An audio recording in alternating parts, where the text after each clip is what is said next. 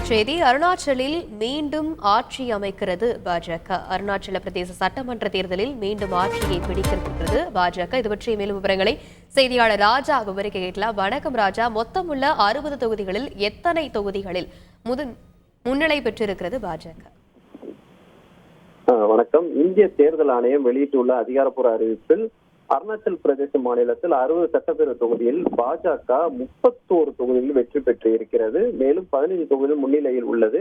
கிட்டத்தட்ட பெரும்பான்மைக்கு தேவையான 31 தொகுதிகளிலும் பாஜக வெற்றி பெற்றதனால் பாஜக ஆட்சி அமைப்பது உறுதியாகிவிட்டது. அதை தவிர தேசிய மக்கள் கட்சி 2 தொகுதியில் வெற்றி பெற்றிருக்கிறது. 3 தொகுதியில் முன்னிலையில் உள்ளது. தேசியவாத காங்கிரஸ் கட்சி 3 தொகுதியில் முன்னிலையில் உள்ளது. இதர கட்சிகள் 5 தொகுதியில் முன்னிலையில் இருக்கிறது. இதில் சுயேட்சை வேட்பாளர்களும் அடங்கும்.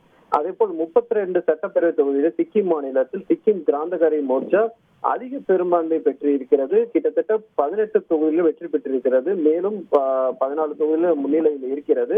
கடந்த முறையை விட இந்த முறை அதிக இடங்களில் வெற்றி வாய்ப்பு அமைந்திருக்கிறது. மொத்தமாக 31 இடங்களில் வெற்றி வாய்ப்பு அளிக்கப்பட்டிருக்கிறது. அது முன்னிலையில் இருப்பதாகவும் சிக்கிம் ஜனநாயக முன்னணி கட்சி ஒரு இடத்தில் மட்டும்தான் முன்னிலையில் இருப்பது தகவல்கள் வெளியாகி இருக்கிறது.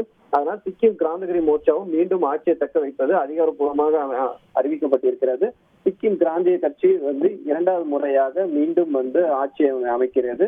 அதே போல் அருணாச்சல் பிரதேச மாநிலத்தில் பாஜக ஆட்சியை தக்க வைத்துக் கொண்டது குறிப்பிடத்தக்க விஷயமாக பார்க்கப்படுகிறது.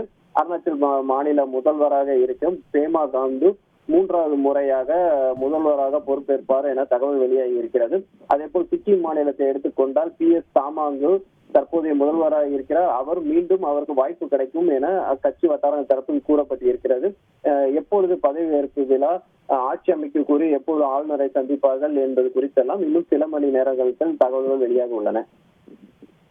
விரிவான விவரங்களுக்கு நன்றி ராஜா.